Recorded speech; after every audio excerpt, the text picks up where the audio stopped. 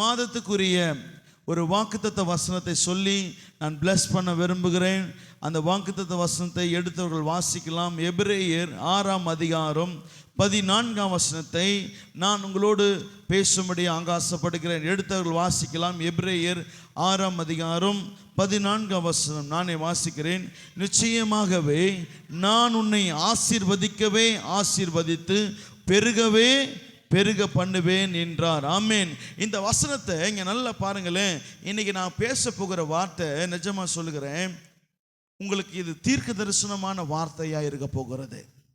இந்த வார்த்தையே கேட்ட பிறகு நான் விசுவாசிக்கிறேன், போகும் பொழுது நீங்க வெறுமையா போக மாட்டீங்க. போகும்பொழுது சொல்ல போறீங்க, அது உங்க இருதயத்தில் சொல்லுவீங்க, கர்த்தர் என்னோடு பேசினார், கர்த்தரின் வாழ்க்கையில் ஏதோ ஒரு காரியத்தை செய்ய போகிறார் என்பதை குறித்து நீங்க சொல்ல போறீங்க. மறுபடியும் நான் வாசிக்கிறேன். எபிரேயர் 6ஆம் அதிகாரம் 14. நிச்சயமாகவே நான் உன்னை ஆசீர்வதிக்கவே ஆசீர்வதித்து உன்னை பெருகவே பெருக பண்ணுவேன் என்றார். இந்த வார்த்தையை யாரிடத்துல வாக்குத்தத்தமா கொடுத்தாருன்னா, ஆபிரகாம் இடத்துல ஆண்டவர் வாக்குத்தத்தமா கொடுத்தார். என்ன வாக்குத்தத்தனா, ஆதியாகமம் 12ஆம் அதிகாரம் 2-3 பார்க்கும்போது கர்த்தர் சொன்னார், ஆபிரகாமே நான் உன்னை ஆசீர்வதிக்கவே ஆசீர்வதித்து உன் பேரை பெருமைப்படுத்துவேன், உன்னை நான் பெருக பண்ணுவேன். 3 வாக்குத்தத்தங்களை கொடுக்கிறார். அதுல 2 வாக்குத்தத்தம் தான் இந்த இடத்துல சொல்ல. ஒன்னு ஆசீர்வாதம், ஒரு பெருக்கம். இதுல 2 ஆசீர்வாதம் இருக்குது. நல்லா பாருங்க, கர்த்தர் ஆசீர்வதிக்காம பெருக்கம் உண்டாகாது. நம்ம நினைக்கிறோம் பெருக செய்யணும் பெருக செய்யணும். பெருக்கம் எப்போ வரனா, ஆசீர்வதிக்கப்பட்டாதான் பெருக்கம் உண்டாகும். நல்லா பாருங்களேன், ஒரு வேலை செய்கிற ஒரு பிஸ்னஸ் ஸ்டார்ட் பண்றவங்களுக்கே என்னன்னா, சின்னதா ஒரு பிஸ்னஸ் ஆரம்பிப்பாங்க.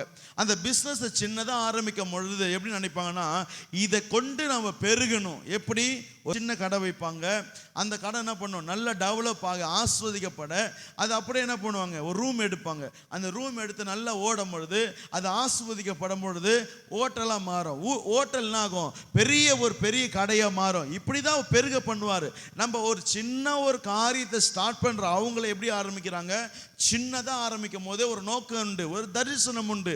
நம்ம இதை ஆரம்பிக்கிறோம், பெரிய அளவில் வாழ்க்கையில் நம்ம போகணும், இதுதான் பெருக்கும். அப்ப கர்த்தர் என்ன சொல்லுகிறார், ஆபிரகாமை பார்த்து, இங்க பாரு, நான் உன்னை ஆசீர்வதித்தாதான் நீ பெருக முடியும். அந்த ஆசீர்வாதத்தை தான் இன்னைக்கு நம்ம முதலாவது அறியணும். எப்படின்னா, ஆண்டவரே நீர் என்னை ஆசீர்வதியும்.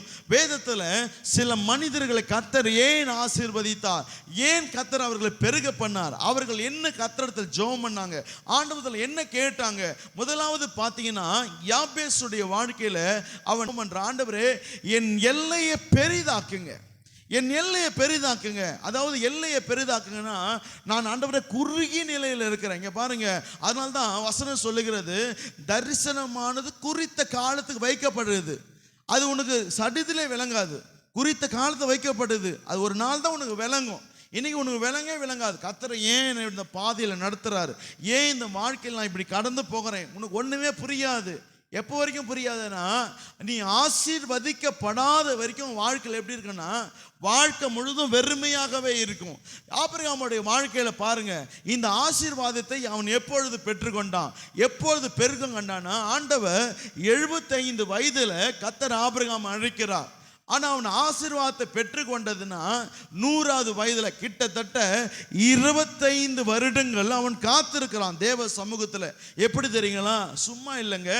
ஒவ்வொரு நாளும் எப்படி இருந்திருக்கும் தெரியுமா, ஆண்டவரே நீ சொன்னீரே என் வாழ்க்கையில் செய்யறேன்னு சொன்னீங்களே, எங்கப்பா செஞ்சீங்க. ஆனா அவன் செல்வ சீமான கர்த்தர் வைத்திருந்தார். அவனை ஆசீர்வதிக்கிறார், அவன் தேவையை சந்திக்கிறார், அவனை போஷிக்கிறார், அவனை பாதுகாக்கிறார். ஒரு முறை எகிப்தில் இருக்கிற ராஜா வந்து அவன் மனைவியை கொண்டு போகும்போது சொல்கிறார், அவன் ஒரு தீர்க்கதரிசி, அவன் மனைவி நீ விட்டுடு. இப்படியெல்லாம் ஆண்டவர் சொன்ன போதிலும் அவனுக்குள்ள ஒரு ஏக்கம், ஐயோ வயசாகுதே, என் மனைவிக்கு வயசாகுது, கர்த்தர் சொன்னாரு என்னை ஆசீர்வதிப்பேன்னு சொன்னாரு, பெருக பண்ணுவேன்னு சொன்ன பொழுதுதான் அவன் ஒவ்வொரு முறையும் ஆண்டவர் சொல்லுவார், ஆபிரகாமே உன் கூடாரத்தை விட்டு வெளியே வா, நான் காண்பிக்க காரியத்தை மட்டும் நீ பாரு, என்ன நான் வானத்தை நட்சத்திரம் நீ பாரு. அது எப்படி நீ பார்க்கிற, அது திரளா இருக்குது, உன்னை இப்படிதான் நான் பெருக பண்ண போகிறேன், இப்படிதான் உன்னை ஆஸ்வதிக்க போகிறேன். நல்லா பாருங்க, ஆண்டவர் சில நேரங்களில் வாக்குத்தத்தம் செய்த பிறகு, வாக்குத்தத்தம் கொடுத்த பிறகு உடனே நிறைவேறுமானா நிறைவேறாது. அந்த பாதையில் ஆண்டவர் நம்மளை கொண்டு போவார். இங்கே பாருங்க, நான் கூட ஊழியத்துக்கு வந்த பிறகு நான் உடனே அப்படியே வந்து 2014 ஊழியத்துக்கு போனேன். 17 நான் முடித்த உடனே பெரிய ஊழியக்காராயினும் அப்படியே இந்த காரியங்களும் நம்ம சாதிக்கணும்னு நான் நினச்சேன் தான். இப்படிலாம் நம்ம ஆயிடுவோம்னு நினச்சேன். ஆனால் எனக்கு தெரிந்த காரியம் என்ன தெரியுமா? இப்பொழுது ஆண்டவர் நம்மளை கொண்டு போகிற பாதை என்பது நம்மளுக்கு புரியாது. 2018 இதே நான் என்ன பண்ண எனக்கே தெரியாது. நான் ஓன்னு அழுதுட்டு இருப்பேன்.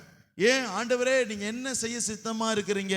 என்னை அழைச்சிட்டீங்க, நான் எங்கே போகணும், நான் என்ன செய்யணும்? உங்கள் வாழ்க்கையில் கூட நீங்கள் பாருங்களேன், இதே 4 வருடங்களுக்கு முன்பாக, ஒரு 5 வருடங்களுக்கு முன்பாக, இல்லை சில மாதங்களுக்கு முன்பாக உங்கள் வாழ்க்கையில் வந்த துயரங்கள் துன்பங்களை கண்டு நீங்கள் எப்படி இருந்திருப்பீங்க? ஆண்டவரே, என் வாழ்க்கையில் ஏன் இதை அனுமதித்தீங்க? என் வாழ்க்கையில் ஏன் இதை நீங்கள் அனுமதிச்சிங்க? என் வாழ்க்கையில் ஏன் இப்படிப்பட்ட துன்பங்களை நீங்கள் அனுமதிச்சிங்க? என்னால் தாங்கிக் கொள்ள முடியல. ஆனால் ஒவ்வொரு நாளும் நீங்கள் நினைக்கும் போது, ஆனாலும் நீங்க பேசுனீங்களே ஆண்டவரே, நான் உன்னை ஆசீர்வதிப்பேன் நீங்க சொன்னீங்க ஆண்டவரே. என் வாக்குத்தத்தங்கள்லாம் பார்க்கும்போது நல்லா பாருங்களேன், அந்த வாக்குத்தத்தங்களை நம்ம ஆண்டவர் உடன்படிக்கை செய்கிறார். உடன்படிக்கை என்பது 2 மனிதனால் செய்யப்படுகிற ஒரு காரியம் தான் அந்த உடன்படிக்கை. இங்க ஆண்டவர் செய்கிறார். இங்க அதுக்கு அந்த உடன்படிக்கைக்கு பாத்திரமானா கர்த்தர் நம்மளை மாற்றுகிறார். நம்ம ஆண்டவர் எங்க உடன்படிக்கை செய்கிறோம்? அவர் தான் நம்மோட உடன்படிக்கை செய்கிறார். இங்க பாரு, நான் உன்னை ஆசீர்வதிப்பேன், நான் உன்னை பெருக பண்ணுவேன், நான் உன்னை உயர்த்துவேன். அநேக நேரத்தில் உடன்படிக்கை செய்கிற தேவன் எல்லாவற்றிலும் உண்மை உள்ளவராக இருக்கிறார். ஒரு வாக்கில், செயல்களில் எல்லாவற்றும் உண்மை உள்ளவராக இருக்கார். ஆனால் இந்த உடன்படிக்கை ஏற்படுத்த வந்தார் பாருங்க, அதை உடன்படிக்கை உட்பட்டவர்களாக நம்ம வரோம் பாருங்க, நமக்குள்ள தான் நிறைய குறைவு இருக்கும். பரிசுத்த குறைவு இருக்கும், ஜப குறைவு இருக்கும், உண்மை இருக்காது, நிறைய பலவீனமாக இருக்கும். இந்த பாத்திரம் நல்லா பாருங்களேன், இந்த பாத்திரம் ரொம்ப பலவீனமாக பாத்திரமாக இருக்கும். ஆனால் இந்த உடன்படிக்கை செய்தார் பாருங்க, அவருடைய வாக்கு தத்தமும் அவருடைய செயல்களும் உண்மைகளாக இருக்குது. அப்போ இந்த உடன்படிக்கை எப்படி இருக்குதுன்னா பலவீனமாக இருக்குது. அப்போ இது நிறைவேறவே நேராது.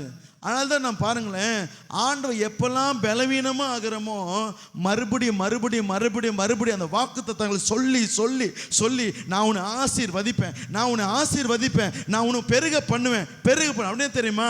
நீ அந்த உடன்படிக்கை இன்னும் பார்த்து கொண்டிருக்க, அது நிறைவேறுமா, அது நடக்குமா, அது நடக்காதா? ஏன் அதை நீ நினைக்கிற? நான் உனக்கு சொன்னா அதை நான் செய்து முடிப்பேன். நான் உனக்கு சொன்னதை செய்ய உன்னை கைவிட மாட்டேன். அதனால தான் 25 வருடங்கள் நல்லா பாருங்க, ஒவ்வொரு முறையும் எப்பெல்லாம் ஆபிரகாமுக்கு அந்த உடன்படிக்கை மேல என்னை ஆசீர்வதிப்பாரா, என்னை பெருக பண்ணுவாரா போதெல்லாம், வானத்தை பார், அப்படிதான் உன்னை பெருக பண்ண போகிறேன். ஆனா அப்பேற்பட்ட ஆபிரகாமே விசுவாசத்தின் வீரனா இருந்தாலுமே, விசுவாசி தகப்பனா இருந்தாலுமே, நாம் நல்ல ஒரு விசுவாசத்தின் தகப்பன் வேதத்தில் அப்படியே சொல்லப்படுது. ஆனா சாராள் ஒரு நாள் சொல்றா, இங்க பாருங்க, நீங்க ஆண்டவரை நம்புற மாதிரிலாம் இருந்தா சந்ததியெல்லாம் உண்டாகாது, பெருக்கெல்லாம் நம்ம வாழ்க்கையில உண்டாகாது. அடிமை பெண் இருக்கிறா, அவள் மூலமாய் நம்ம வீடு ஒரு வேளை கட்டப்படலாம். ஆண்டவர் சொன்னார்ல, அந்த உடன்படிக்கை இவன் மூலமா நிறைவேறலாம். ஆபிரகாம் தன்னை ஒப்பு கொடுத்தான். இதுதான் மனுஷன், நம்மளும் அதுதான். ஆண்டவர் சொன்ன வாக்கு தத்தங்களை நம்ம நம்புறோம். ஆனாலும் அந்த சமயத்துல பதட்டத்துல என்ன செய்யணும் தெரியாம என்ன பண்ணிடுவோம்னா செஞ்சிருவோம். இந்த 10 மாதங்கள் நம்ம என்ன பண்ணியிருப்போம்? இந்த 9 மாதங்களில் நம்ம வாக்குத்தத்தங்களை நம்புறோம், விசுவாசிக்கிறோம், பிரேயர் பண்றோம், அதுக்காக காத்திருக்கிறோம். ஆனா அந்த சூழ்நிலைன்னு வரும்பொழுது நம்ம பண்றோம், ஆபிரகாமை போல சாராளுடைய சொல்லை கேட்டு அதை விசுவாசி, இதன் மூலமா கட்டப்படுமா, இது மூலமா கட்டப்படுமா? அப்பதான் கர்த்தர் ஒரு நாள் சொல்லுகிறார், இல்லவே இல்லை. 3 தூதர்கள் அவனை சந்திக்கும் போது சொல்லுகிறார், அடுத்த வருடத்துல கர்த்தர் உன்னை ஆசீர்வதிப்பாராக, அவன் பேர் ஈசாக் என்று பெயரிடுவாயாக. ஈசாக் என்பது நகைப்பு. இன்று அழுகிற நீ ஒரு நாள் நீ சந்தோஷம் அடைவாயாக. எந்த ஒரு காரியத்தை குறித்து இந்த காலவேளை புலம்பிக் கொண்டிருக்கிறாயோ, அழுது கொண்டு இருக்கிறாயோ, உன்னுடைய நகைப்பெல்லாம் சந்தோஷமா ஒரு நாள் மாறும். எந்த மனிதர் உன்னை ஏளனமாய் பார்த்தார்களோ, எந்த மனிதர் உன்னை அற்பமாக எண்ணார்களோ, எந்த மனிதர் இவன் சாபத்துக்குரியவன், எந்த மனிதர் இவனால் ஒரு காரியம் நடக்காது என்று நினைத்தார்களோ, கர்த்தர் உன்மேல் வைக்க அந்த வாக்குத்தத்தங்களை நிறைவேற்றும் போது சொல்லுவார்கள், இவன் ஆசீர்வாதத்தின் பாத்திரவானாய் இருக்கிறான். ஹல்லேலூயா. ஆண்டவர் சில நேரங்களில் நம்ம நடத்தும் போது நம்ம அற்பமாக தான் காணப்படுவோம். எப்படி தெரியுமா? யோசேப்புடைய வாழ்க்கையில் 17 வருடத்தில் இருக்கும் பொழுது அவன் சிறைசாலைக்கு எகிப்துக்கு போறான். கிட்டத்தட்ட 13 வருடங்கள் நீதிமான், தேவனுக்கு பயந்தவன். ஆனால் அவன் வாழ்க்கையில அவன் தகப்பனத்தில் இருக்கும் பொழுது பலவர் அங்கேயே போட்டு அழகு பார்த்த பொழுது இருந்த எல்லா சகோதரர்கள் மேன்மை உள்ளவனாக கருதப்பட்டான். நல்ல ஒரு மேன்மையில இருந்தான். ஆனா அவன் சகோதர பொறாமையினால அவனை எகிப்துக்கு விட்ட பொழுது அடிமை வாழ்க்கை, காரணம் இல்லாம குற்றச்சாட்டப்பட்டு இன்னும் சிறையில் இருக்கிறான். இப்பேற்பட்ட வாழ்க்கையில தவறு செய்த என்பதற்காக இன்னும் குற்றச்சாட்டப்பட்டுகிறான். இவன் இந்த குற்றத்தை செய்தவனாமே, போத்திபாருடைய மனைவியோடு இப்பேற்பட்ட தவறு செய்தவனாமே. அநேக நேரங்களில் நான் சொல்லட்டுமா, உங்க அமைதிக்கெல்லாம் பதில் நிச்சயம் உண்டு. அநேகர் உங்களுக்கு விரோதமாக பேசியிருக்கலாம், அநேகர் உங்களுக்கு விரோதமாக எழும்பி எல்லாரும் இந்த மனிதனை குற்றம் சாட்டுகிறாங்க. நானே இந்த மனிதனை குற்றம் சாட்டுகிறேன், இவன் ஒருவேளை செஞ்சாலும் செஞ்சிருப்பான். நம்ம நீதியை யாரிடத்துல வெளிப்படுத்த முடியாது. இங்க பாருங்க, இந்த காரியத்தை நான் செய்யவே இல்லைங்க, இதை நான் உடன்படவே இல்லை, எல்லாரும் என் மேல் வீண் பழி சாட்டுறாங்க, இந்த காரியத்தை நான் செய்யவே இல்லை சொல்லும் பொழுது நான் சொல்லட்டுமா, தேவனுடைய பிள்ளையா இருந்தா, நீ கர்த்தரை நம்புற ஒருவனா மனிதனா இருந்தா, கர்த்தரிடத்துல நீ சொல்லு, ஆண்டவரே என் நீதி நீங்க அறிந்திருக்கிறீங்க அப்பா, ஆண்டவரே என் மேல கர்த்தருடைய வாக்குத்தத்தம் இருக்குன்னா ஏற்ற காலத்துல என்ன ஆசீர்வதிங்க அப்பா, ஆண்டவரே என்னை பெருக பண்ண. என்னத்தமா நடந்தது? எந்த சகோதரர்கள் யோசேப்பை விட்டார்களோ பஞ்ச காலத்தில் பஞ்சத்தை போக்கும்படியாக அதே யோசேப்பிடத்தில் நிற்கும் போது அவன் அந்த குடும்பத்தை ரட்சிக்கிறவனாய் மாற்றான். சகோதரர் சொல்லுகிறாங்க, நாங்களும் உனக்கு துரோகம் செய்தோம். யோசேப்பு சொல்லுகிறான், என்னத்தம்மா வார்த்தை சொன்னா, அந்த வார்த்தை எனக்கு ரொம்ப பிடித்த வார்த்தை. இல்ல இல்ல அப்படி சொல்லாதீங்க, நீங்க என்னை அடிமையா விக்கல, நம் குடும்பம் கட்டப்படும்படியாக உங்களை என்னை கொண்டு வாழ வைக்கும்படியாக கர்த்தர் இந்த தேசத்துக்கு என்னை கொண்டு வந்திருக்கிறார். இன்னைக்கு படுகிற வேதனை ஒரு நாள் ஆசீர்வாதமாய் மாறும். எந்த மனிதன் உன்னை குற்றம் சாட்டுகிறார்களோ ஒரு நாள் நான் சொல்லுகிறேன், அவர்களுக்கு நீ ஆசீர்வாத பாத்திரமா நீ மாறுவாய். இந்த வார்த்தையை கேட்டுக்கொண்டு உன்னுடைய வாழ்க்கையில நீ இப்படி நினைக்கலாம், நீ சாபத்துக்கு உட்பட்டவன், உன்னால் ஆசீர்வாதம் என் வாழ்க்கையில் இல்லை, உன்னால என்ன பிரயோஜனம், எனக்கு உன்னால ஒரு காரியம் குடும்பத்தில் நடக்காது. நான் சொல்லட்டுமா, என்னைக்கு ஒரு குடும்பத்தில் உங்களால் ஒரு காரியம் நடக்கல, நீங்கள் அற்பமாக என்ன படுவீங்க? இதே பணம் நிறைய உங்கள் வாழ்க்கையில் நீங்கள் வைத்திருந்து செலவு செய்யும் பொழுது, கொடுக்கும் பொழுது எல்லாரும் உங்களை சூழ்ந்து இருப்பாங்க, நீங்கள் சொல்கிறத கேட்பாங்க. என்னைக்கு வாழ்க்கையில் நம்ம இடத்துல பணம் இல்லையோ, என்னைக்கு நம்ம வாழ்க்கையில் கொடுக்க வேண்டிய சாணத்தில் நம்ம இல்லாமல் போகிறோமோ, எல்லாம் நம்ம அசட்டை பண்ணுவாங்க. உன்னால் என்ன காரியம் நடக்கும், நீ எனக்கு பாரமாக இருக்கிற சொல்ல மாட்டாங்க, செயல்படுத்த ஆரம்பிப்பாங்க செயல்களினால. ஆனால் சொல்லட்டோமா, அந்த நேரங்களில் நிறைய அவமான பேச்சுக்கள் உண்டாகும். அநேக அற்பமாக சூழ்நிலை நடத்துவாங்க, நிறைய அவமானத்தின் பாதையில் நடத்துவேன். நீ ஒருவேளை நினைக்கலாம், ஒரு காலத்தில் இதே கரம் கொடுக்கும் போது இதே வார்த்தை தானே என்னை குறித்து புகழ்ந்தது, நீ தானே எல்லாமே நான் சொல்லட்டுமா, நாட்கள் வரப்போகிறது, கர்த்தர் உன்னை ஆசீர்வதிப்பாராக, கர்த்தர் உன்னை பெருக பண்ணுவாராக. ஆனால் நீ அந்த ஆசீர்வாதிக்க நாட்களை பழி வாங்காத, எந்த ஒரு காரியத்தை செய்யாத, ஒரே ஒரு வார்த்தை சொல்லு, நீங்களும் என்னை குறித்து அவதூறு பேசுனீங்க, நீங்களும் என்னை அற்பமா எண்ணீங்க, இன்று கர்த்தர் உனக்கு என்னை ஆசீர்வாதமாய் மாற்றினதுக்கு தேவனுக்கு ஸ்தோத்திரம். ஹல்லேலூயா, ஹல்லேலூயா. நான் சொல்லட்டுமா, கர்த்தர் அப்பேற்பட்ட ஆசீர்வாத நாட்குள்ள கர்த்தர் உன்னை கொண்டு போவாராக. யாபேஸ் அப்படிதான் ஜெபம் பண்ண, ஆண்டவரே என் நெல்லையை பெரிதாக்குங்கப்பா, எனக்கு பேர் வச்சிருக்கான், இந்த பேர் படி நான் இருக்கக்கூடாது, என்னை ஆசீர்வதிங்க ஆண்டவரே, என்னை எல்லையை பெரிதாக்குங்கப்பா, எல்லாருக்கும் காண்பீங்க ஆண்டவரே. நான் சொல்லட்டுமா, அநேக நேரம் ஆண்டோடைய வார்த்தை வந்தோம், ஆபிரகாமை போல சாராளுடைய பேச்சை கேட்டு வாழ்க்கையில் இதுதான் என் ஆசீர்வாதம், இதுதான் என் சுதந்திரவாளி நினைக்காதீங்க. நான் சொன்ன அந்த உடன்படிக்கையில் ஒரு ஆசீர்வாதத்தை ஒன்று கொடுத்தாரோ, நான் சொல்லட்டுமா, அதுவே பரிபூர்ண ஆசீர்வாதம், அதுவே பரிபூர்ண பெருக்கத்தை நீங்க காண்பீங்க. ஹல்லேலூயா, ஹல்லேலூயா. ஒரு மனிதனை குறித்து நான் சொல்லி நான் முடிக்க ஆசைப்பட்டுக்கிறேன். யாக்கோபுடைய வாழ்க்கை நல்லா பாருங்களேன். யாக்கோபை பார்க்கும்போது நம்மளை அப்படியே வாழ்க்கையில் கொஞ்சம் பார்க்கலாம். ஆசீர்வாதத்துக்காக போராடின ஒரு மனுஷனா அது யாக்கோபை போல வேற யாருமே இருக்க முடியாது. எப்படியாவது நன்மை கண்டுன்னு ஒரு மனுஷன் யார் போராடினா அது யாக்கோபு தான். எப்படி தெரியுங்களா, அவன் சகோதரிலிருந்து அந்த ஆசீர்வாதத்தை பெற்றுக்கொண்டு அவனுடைய ஸ்தானத்தில் நம்ம வந்துடணும், ஆசீர்வதிக்கப்பட்டுடணும், எப்படியாவது மேன்மை அடைஞ்சணும். அப்படி வரணும்னு நினைத்தான். இப்போ அவனுடைய மாமனார் வீட்டுக்கு போகும் பொழுது அங்கே திருமணம் ஆகுது. ரெண்டு மனைவிகளை திருமணம் செய்த பிறகு 21 வருடங்கள் 7 வருடங்கள் மாமனாருக்காக வேலை செய்கிறான். இந்த 21 வருடங்கள் யாக்கோப்பு கடின உழைப்பு செலுத்துறான். அவன் வேலை செய்கிறான். நல்லா பாருங்களேன், அவன் உழைப்பு எல்லாம் வீணா போகிறது. ஏன் தெரியுமா? ஒரு ஆசீர்வாதம் இல்லை. ஒரு நாள் அவனுக்கு என்ன உண்டாகிறது? என்ன தெரியுமா? கர்த்தரோ என்னை ஆசீர்வாதமா வைத்தார். எப்படி தெரியுமா? உன் முற்பிதாக்களாகிய ஆபிரகாமின் தேவனும் ஈசாக்கின் தேவனும் யாக்கோப்பின் தேவனுமாய் இருக்க வேண்டிய நான் இங்க 21 வருடம் வேற ஒருவருக்கு நான் வேலை செய்து கொண்டிருக்கிறேன். நானும் ஆசீர்வதிக்கப்பட்டவன். கர்த்தர் என்ன பெருக செய்யணும். அப்போதான் ஆண்டவத்துல போறான். ஆண்டவரே என்ன நீங்க ஆசீர்வதிங்க. மாநாளத்தில் போறான். நான் எல்லாம் இந்த நாள் வரைக்கும் உங்களுக்காக உங்க குடும்பத்துக்காக வேலை செய்ததெல்லாம் போதும். நானும் என் மனைவி என் பிள்ளைங்கள் எல்லாம் நாங்கள் எங்கள் தேசத்துக்கு போகிறோம். எப்பா நீ போகாதப்பா. அவன் மாமனாருக்கே தெரியுது. என்ன தெரியுமா? நீ ஒரு ஆசீர்வாதம். நீங்களோடு இருக்கிற வரைக்கும் நாங்கள் ஆசீர்வதிக்கப்படுறோம்.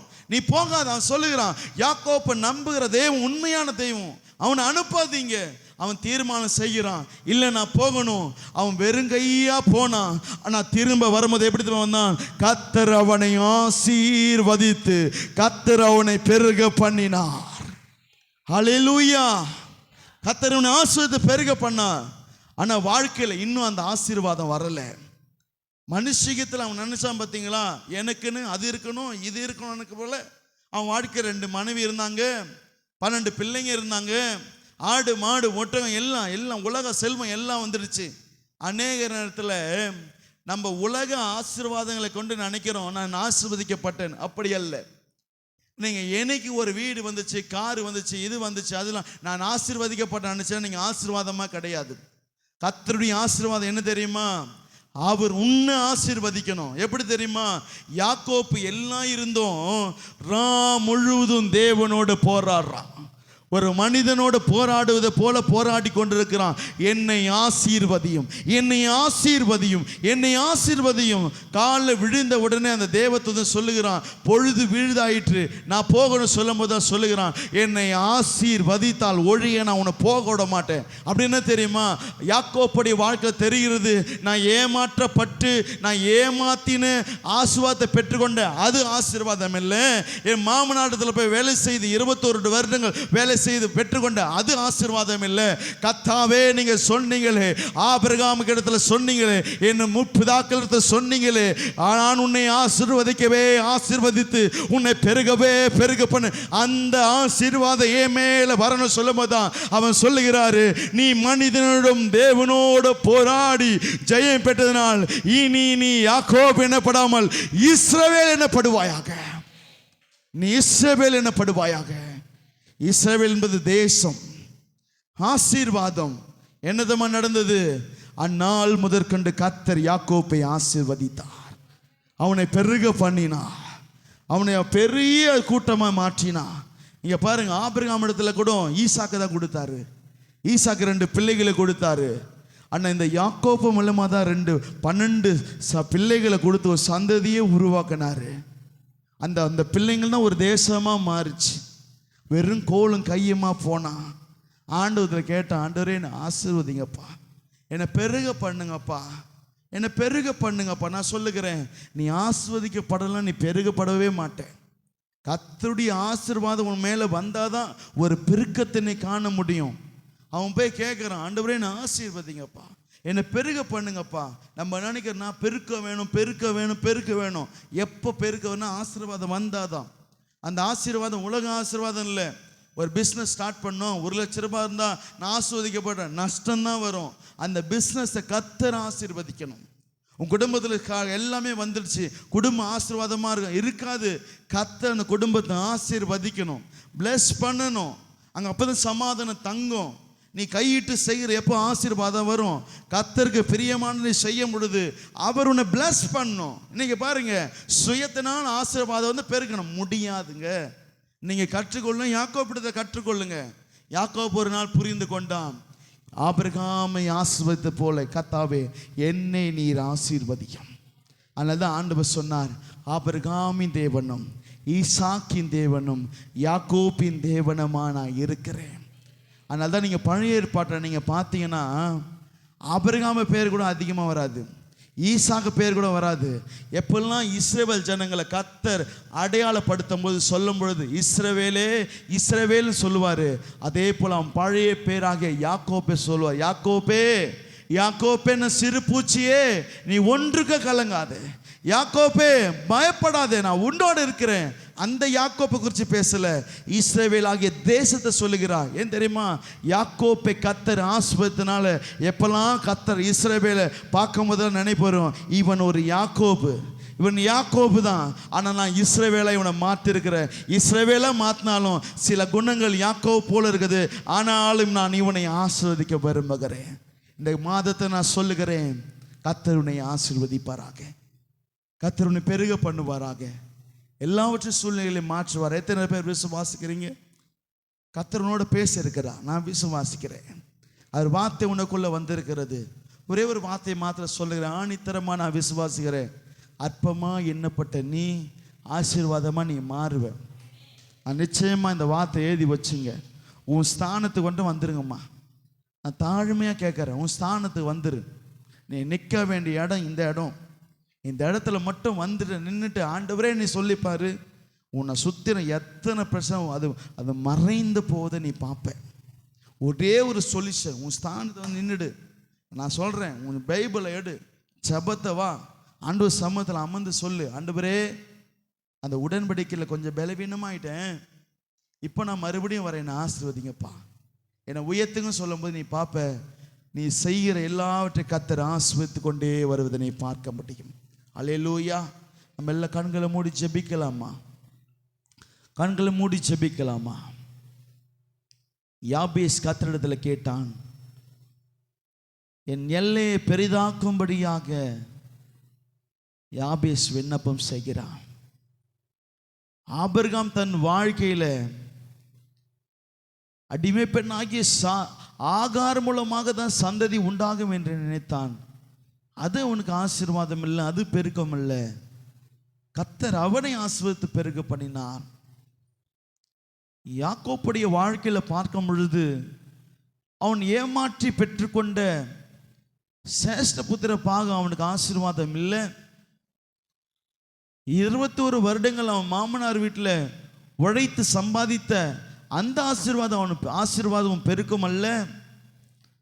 அவன் தேவனோடு போராடி பெற்றுக்கொண்ட ஆசீர்வாதமே அது அவனுக்கு ஆசீர்வாதமாய் மாறிற்று என்று நான் சொல்லுகிறேன். கொஞ்சம் சுயத்தை ஒப்பு கொடுங்க ஆண்டவரிடத்தில். அப்பா, இந்த 10வது மாதத்திலையாவது என்னை முற்றிலுமாக ஒப்பு கொடுக்க பார்க்குறான்ப்பா, என்னை ஒப்பு கொடுக்குறான்ப்பா, உமக்கு பிரியமானது செய்ய நான் ஒப்பு கொடுக்குறாப்பா. ஒருவேளை உங்கள் பொருளாதாரம் எப்படி இருக்குது, உங்கள் குடும்பம் எப்படி இருக்குது, ஆனதை ஒப்பு கொடுங்க. நிஜமாக சொல்கிறேன், இந்த மாதம் அந்த ஆசீர்வாதத்தை நீங்கள் வாழ்க்கையில் நீங்கள் பார்ப்பீங்க, இந்த பெருக்கத்தை நீங்கள் பார்ப்பீங்க.